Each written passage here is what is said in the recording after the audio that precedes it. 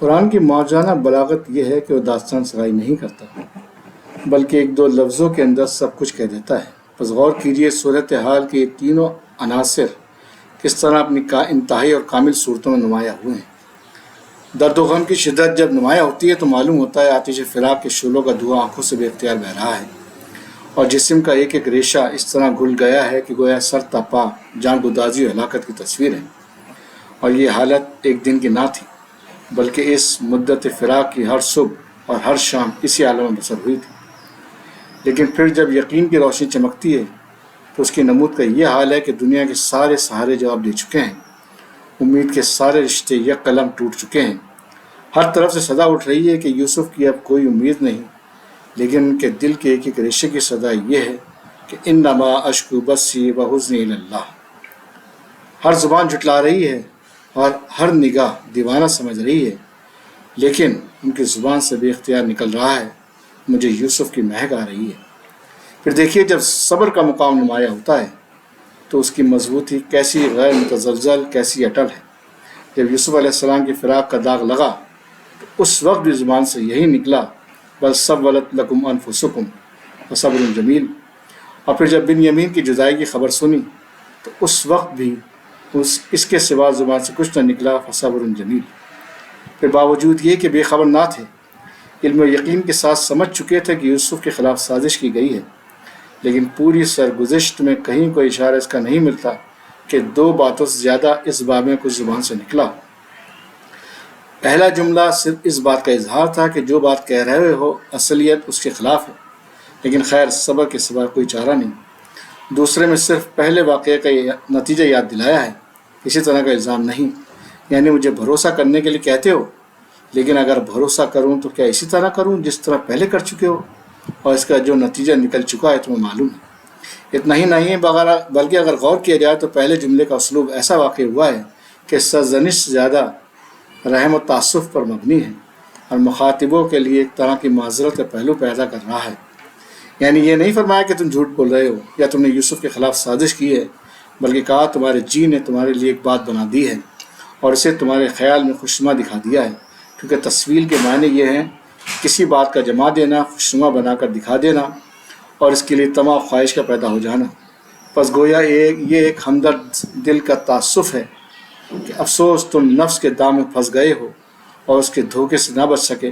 پھر ساتھ ہی ان کے اس طرز عمل کے لیے معذرت کے پہلو کا بھی اعتراف ہے کہ طمع نفس میں آ کر ایسا انسان کر بیٹھتا ہے اور انسان نفس کے ہاتھوں بے بس ہو جاتا ہے۔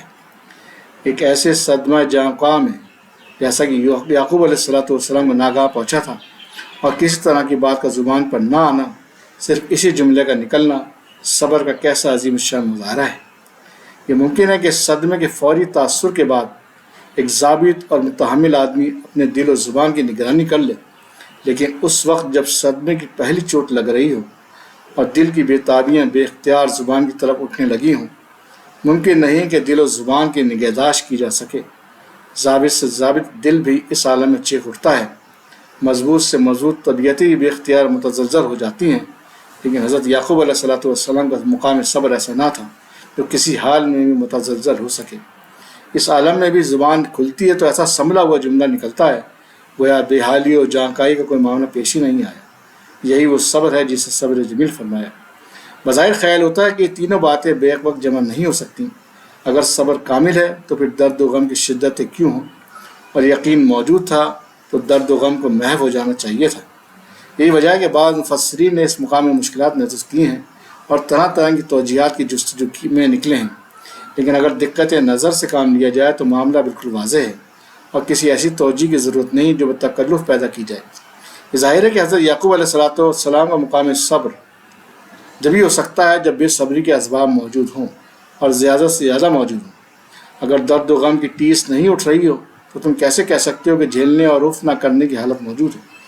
جھیلنا تو اسی کا جھیلنا ہے جو برابر آگ کی جلن محسوس کر رہا ہو، لیکن پھر بھی زبان سے اف نہ نکلے۔ اگر یعقوب علیہ السلام کا درد و غم اس طرح محو ہو جاتا کہ اس کی جلن باقی نہ رہتی یا رہتی تو بہت دبائی رہتی تو یہ مقام صبر کا مقام نہ ہوتا، موجبات غم سے متاثر نہ ہونے کا مقام ہوتا، اور ایسی حالت یا تو فرشتوں کسی مخلوق کی ہو سکتی ہے یا ایسے انسان کی جس کے احساسات معطل ہو چکے ہوں۔ لیکن یعقوب علیہ السلام انسان تھے، فرشتہ نہ تھے، اور اسی حیثیت سے قرآن نے ان کا اسوہ حسنہ پیش کیا ہے۔ ان کی روح صبر و یقین سے معمور تھی۔ وہ یوسف علیہ السلام کے خواب میں اس کا مستقبل دیکھ چکے تھے۔ وہ جانتے تھے کہ کسی نہ کسی دن یہ جدائی ختم ہو جانے والی ہے، تاہم دل کے ہاتھوں مجبور تھے۔ جس کی جدائی ایک گھڑی کے لیے شاق تھی، وہ برسوں کے لیے ان سے جدا ہو گیا تھا۔ جاننے پر بھی کہ وہ زندہ سلامت موجود ہے، اس کے فراق کا غم نہیں بڑھ سکتا تھا، بلکہ اس بات کے تصور نے کہ وہ زندہ موجود ہے مگر مجھ سے دور ہے، درد و فراق کی چبھن اور زیادہ کر دی تھی۔ فی الحقیقت اس صورتحال کی عظمت اسی میں ہے کہ یہ ایک ماورا انسانیت سیرت نمودار نہیں کرتی، بلکہ ایسی حالتوں میں ایک کامل، صابر و مومن کی تصویر سامنے آتی ہے۔ دل آتش فراق میں پھونکا جا رہا ہے، اور ہزار کوشش کی جائے لیکن یہ آگ اس طرح بجھنے والی نہیں، لیکن ساتھ ہی روح ایمان و یقین سے معمور ہے، اور دماغ صبر جمیل کا عزم کر چکا ہے۔ بس غم کو دیکھا جائے تو وہ اپنی جگہ ہے، صبر و یقین کو دیکھا جائے تو وہ اپنی جگہ ہے۔ اگر دل اپنی بے قراریوں میں کبھی کمی نہیں کرتا تو دماغ بھی اپنا شیوائے صبر و رضا میں کبھی متزلزل نہیں ہو سکتا۔ کبھی کبھی ایسا بھی ہوتا ہے کہ دل کی بےتابیاں حد سے گزر جاتی ہیں، اور یہ آصف علی یوسف بے اختیار زبان سے نکل جاتا ہے، لیکن یہ بھی نکلتا ہے تو کس کے آگے نکلتا ہے؟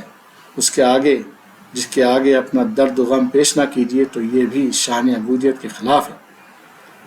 انما اشکو بثی وحزنی الی اللہ وعلم من اللہ ما لا تعلمون۔ اللہ تعالیٰ ہمیں قرآن حکیم کو دقت نگاہ سے پڑھنے، سمجھنے اور اس پر عمل کرنے کی توفیق عطا فرمائے۔ آپ سب کی دعاؤں کا طالب وسیم